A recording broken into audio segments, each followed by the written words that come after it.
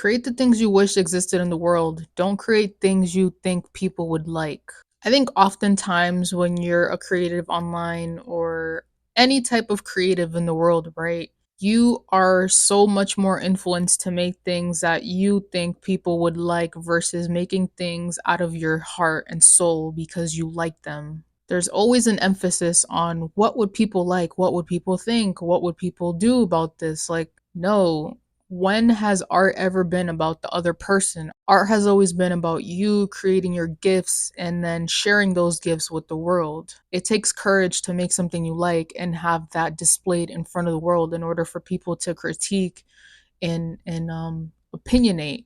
The internet has made it so much more easier for your creations to be critiqued online at an instant. Like if I post this video and I think it's the best video in the world, someone could comment on it instantly and say, "This is horrible. Why would you put this out on the internet?" That shouldn't have any effect on my art, on my thought of it, because I thought that it was good enough to share with the world. Rick Rubin said, "You create the art and then you share it with the world.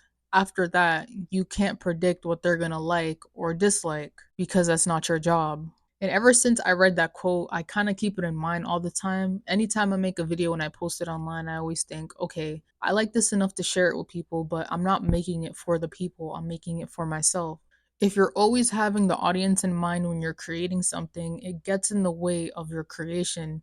You should never create something with the audience in mind because you cannot predict what that audience is going to like. You only know if they're gonna like it or not after you post it, but that has nothing to do with you. You just show up, you do your thing, you post it, you let it go. That's all it is. Rick Rubin said that just the act alone of creating is a service to God and the world because you're sharing with the world a part of you that may help other people. That's why I strongly believe your audience finds you, you don't find them. And the only way that your audience could find you is if you continue to post your creations, if you continue to share with the world your gifts, your talents, your passions, your curiosities. That way, people that are on the same path as you or have the same likes and interests as you will find you. There's an audience for everybody. I don't care what anybody says. If you have something in common with one person, you're going to have that in common with a million other people. We're much more similar than we think. The only thing is that how much of us are brave enough to show who we really are. And nowadays, the internet has made it easier for everybody to connect together because it happens instantaneously. It's not like before where you would have to send letters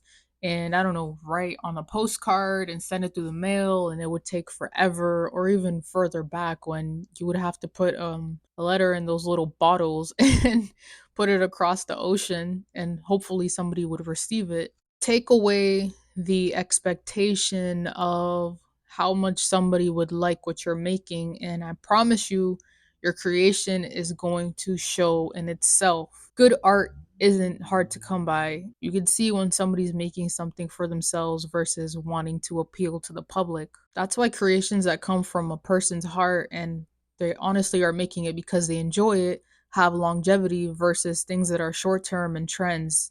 They die out too quickly because they're just following what the public likes. Everything changes every day so rapidly, especially nowadays with short form content. Everything is changing so rapidly that what you liked yesterday isn't what you like today, and what was trending yesterday isn't what's trending now. If you look closely at the world, there's always room for improvement. There's always room for something that's missing. And that thing that's missing is what you're yearning for or what you're looking for in other people. Become the thing that you want other people to be because that's what's calling out for you. For example, if you're someone like me that wants to see more authenticity and transparency on the internet, instead of looking for it outside of you, do that yourself and become that thing. We all have a skill, we all have a talent, and we all have a gift that we must share with the world.